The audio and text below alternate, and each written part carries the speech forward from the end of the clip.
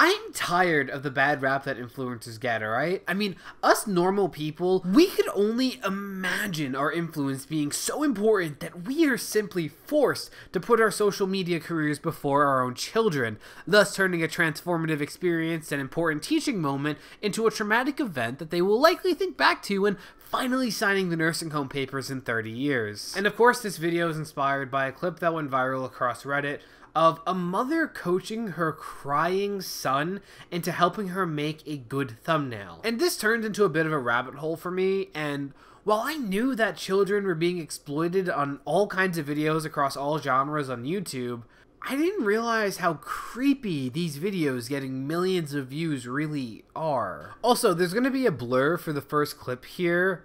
That's mine, make no mistake about it, because the original video was already taken down, and I really don't want to infringe on this kid's privacy any more than I absolutely have to in order to make my point, so don't give the mom credit for having taste.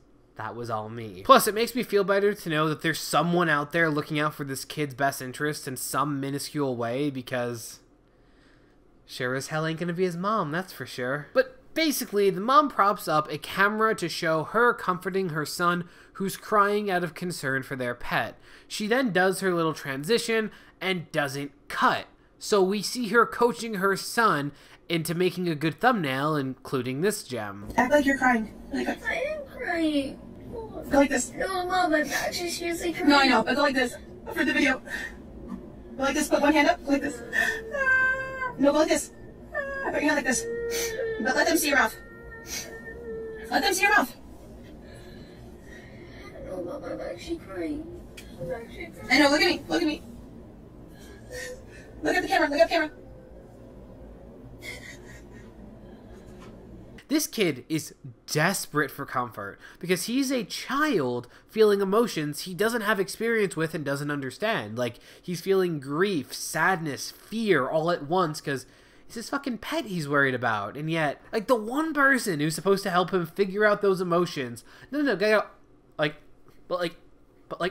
it makes me sick, honestly. Also, it makes me sick that this person had 500,000 subscribers and apparently doesn't know how to edit. How do you not cut that out? Can you imagine how, like, careless you have to be to make that mistake? Alright, guys, I gotta go. Pray for me, alright? Thanks. Alright, I'll get the feet, you get the head, and let's get this thing into the ocean, alright? Great. You'll edit that out, Jimmy. Long story short, people were pissed about this video, and rightfully so. This is to the point that the mother ended up deleting her entire YouTube channel and her Instagram account. As of recording, all she has right now is a Twitter. And because I can't really check out the rest of her content, I wanted to check out a very prolific family vlog channel with 20 million subscribers that pulls millions of views with every video focused almost entirely on exploiting the lives of this family's 3 children. The eldest of whom is 5. Well, that's a big claim. Maybe I should walk that back a bit before I say that, right? Like, how bad could the exploitation be, right? It's not like they'd ever title their video, "Ellie calls from school crying, ... asterisk, asterisk, sad day, asterisk, asterisk," with this thumbnail of their daughter recreating the sad phone call. No, they'd never do that. They're too classy for that. And basically, this almost 20-minute long video is about the parents shopping to prepare for their new dog, and while shopping, they get a call from their 5-year-old daughter at school asking to be picked up because she's been crying all day. They pick up the daughter, and now all 3 shop together for the dog. Again, the family is preparing for a dog, a puppy, in this video. That's actually really interesting and something that they could have focused the entire vlog on, and it would have had a great point because it would have been useful for anyone who's preparing to get a puppy and is anxious about the process. So of course, this video is focused entirely on exploiting their child, even though they pull millions of views no matter what crap they upload, and could have easily just focused on shopping for the dog. You're not even trying to hide it, dude. Like, come on. But while watching it, a few things really stood out to me about this video that I think do a good job of capturing why this genre is so interesting to me, but mostly just really concerning. So, like I said, they're out shopping for the dog, and they get a call from their child's school asking them to please come pick her up. And There is this interesting moment where the father's on the phone, and the first thing the mother does is take out her camera and start recording, even leading to this little interaction. Why are you recording this? Because you never know. This was really interesting to me because the husband, Austin, is openly calling out Catherine, his wife, saying, like, why are you recording right now? There's an issue. We gotta take care of this. And I was shocked because I've only heard bad things about Austin. So I was like, oh, maybe Catherine's the villain here. Maybe Catherine's, like, pressuring him. Like, I don't know. That really stood out to me. Maybe Austin's not such a bad guy after all. Oh, no, he's putting the phone on speaker so we could hear the conversation. You couldn't even be a good parent for 30 seconds, my guy. So then Austin starts talking to the camera, and that's when I find out that they call their audience their family. Ah, Ace family. See, that makes me so sad. Oh, that's cool, Austin. As long as you're not perpetuating the parasocial relationships that form between content creators and their audiences that lead to content creators being stalked, harassed, physically threatened, and unfortunately even killed because tons of people online don't understand boundaries for various reasons. As long as you're not perpetuating that by calling your audience your family. And so during our little conversation, because, you know, he's talking to the camera and he said I'm his family, so like, you know, he's talking to me. That was so creepy. I'm keeping that in. He then tries to act like the defensive Papa Bear thing and says this. Hopefully she's just having a bad day and nothing happened, because something happened. You don't even want to know. Oh, Austin, I don't want to know what's going to happen if someone did something to your daughter. Don't worry, Austin. I already know what's going to happen. You're going to exploit it in order to create content and profit off of. The way that you exploit the closeness you fabricate with your audience, the way you exploit your children, and the way you somehow exploit your money in order to make a whole series where you humble brag about your rich people issues with trying to build a mansion. Don't worry, Austin, I've already got you figured out because, you know, we're so close. Then you have the couple in the car speculating about why the daughter might be crying, and they keep insisting that she wouldn't cry for no reason, already dismissing why she might be upset before they even see her. Like, dude, she's sad. Like, a child in her first month of school who's been attached to your hip for over a year because of the pandemic is sad. That's a reason. Like, I don't know, call it a nitpick, but the fact that we have to see this conversation and the fact that they dismiss the kid's concerns before even hearing from her what's wrong, I don't know, that rubs me weirdly. But I already hear you at home. You might think they're going to take this moment of picking up their child, crying at school for the first time. They're going to make that a personal, intimate moment, keep that to themselves because we don't need to see it. Maybe they'll tell us about it later.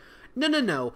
During the pickup, Austin has the phone out, ready, recording the entire time, and once they reunite with their daughter, the camera's within inches of her face while she's crying within seconds.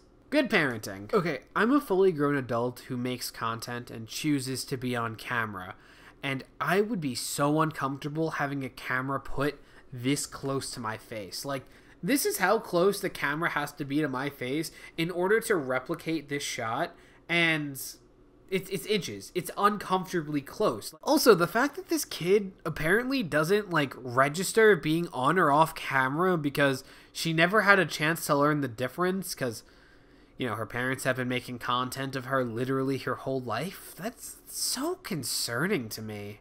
Like, one of their most popular videos is literally the dad documenting the birth of one of their children.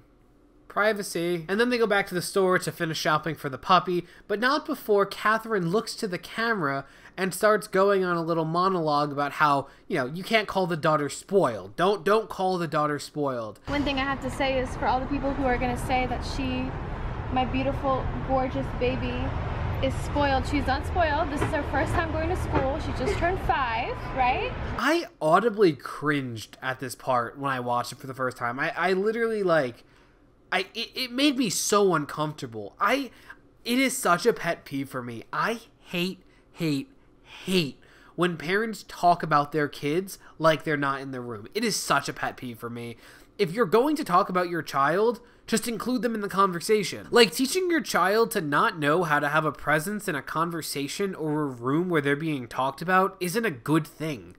And this was to talk about her to 3 million people, not just your friend. Like, dude, come on. Also, Catherine's getting really defensive, saying, oh, don't call my child spoiled, when no one would know this happened if you didn't tell us. You could have just cut, and the daughter's with you now, and be like, oh yeah, we picked her up and came back. You're giving people the ammunition to criticize you and your 5-year-old child, and then you're complaining about the criticism that you're making possible.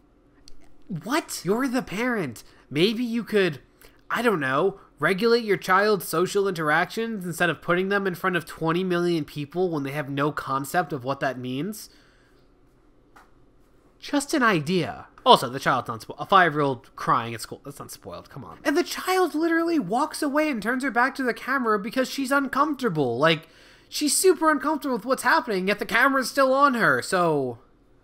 Great, not even respecting her boundaries when she's making it clear she's uncomfortable. She just doesn't know how to vocalize it because you tell her that she needs to do this so that you could have your nice house. When you have enough money to be set for life, if you just live a normal lifestyle, that would make your daughter much happier than having the pressure of a mansion on her being able to make content. Though I will give them credit. On camera, this entire video so far, they follow mask protocol. When they are indoors, they are wearing their mask in every shot. I mean, there is at least one good thing about this video then. At least they're setting a positive example in Damn it!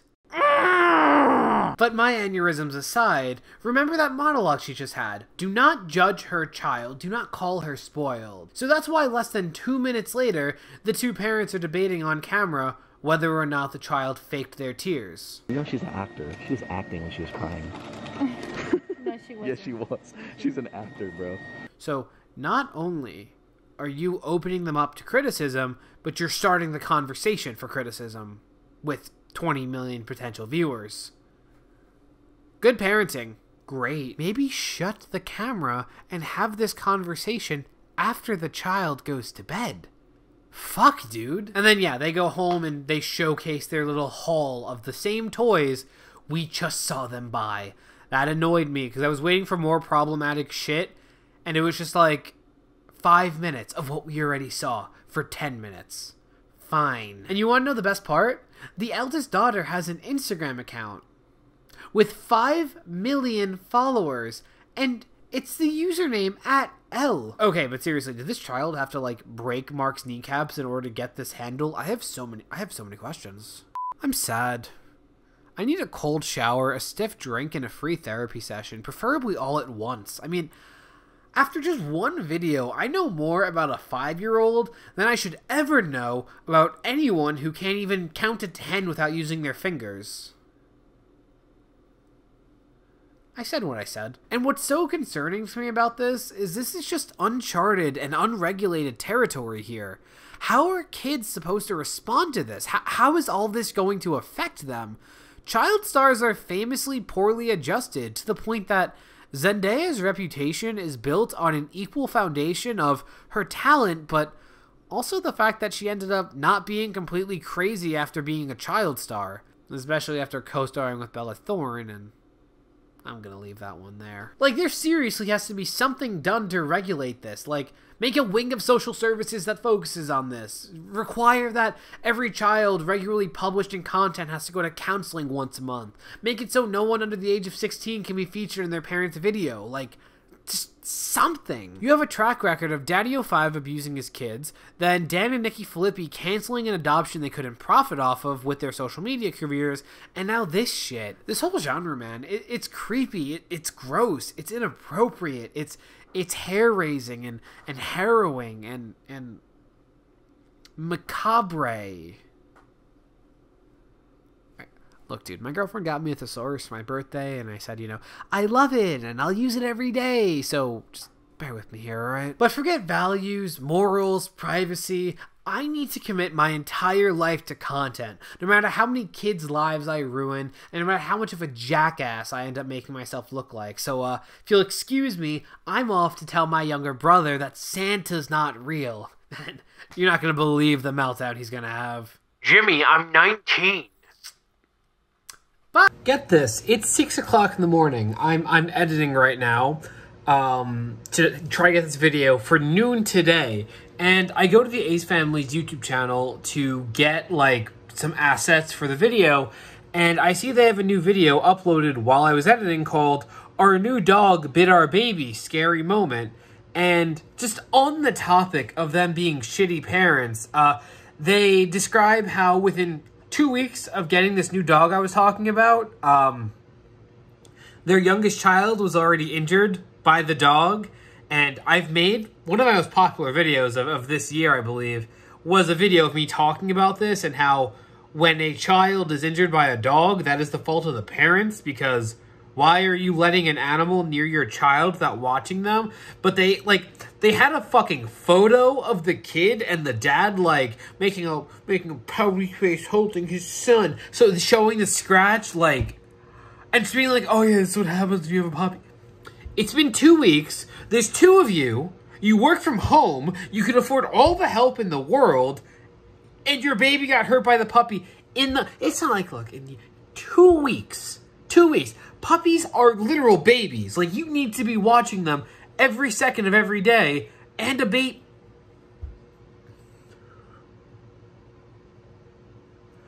more I see about these people, the more fucking garbage. At least they're not putting the dog down. So I don't know if they're Dan and Nikki Filippi level for me, but fuck these people. Oh my god, dude. And it's just really funny to me as someone who does like one commentary video a week and has this very clear separation between content and personal life, because that's super important and super healthy. The idea that like your child is injured recently, he's still crying in that photo. And the first instinct is like, okay, let's grab them real quick. We need to get a little. And I wish I could live in whatever fucking reality these people are a part of, because I would give anything to be this fucking stupid and yet this fucking rich and this impervious to criticism. Dan and Nikki Filippi were torn apart. In fairness, they killed their dog. 50,000 likes on this video, 1,500 dislikes. I'm doing something wrong, guys. Fuck me, I don't know. Hope you enjoyed Unhinged Jimmy with his hair tied up and everything else. But, okay, last thing I'm saying. These people, I found the words for it. These people are literally David Dobrik, but whereas David Dobrik finds, like, desperate, gullible, idiot adults to exploit and, like, abuse, they just do it with their own fucking kids. They just see their kids as cast members in their important productions and vlogs. It's... Hey, thanks for watching. Feel free to like, comment, and subscribe. It actually really helps me out a lot. I make comedic commentary videos of the informative and satirical variety every weekend, and if you're not convinced yet, you can check out some more recommendations above. Alright, well, thanks again. Bye!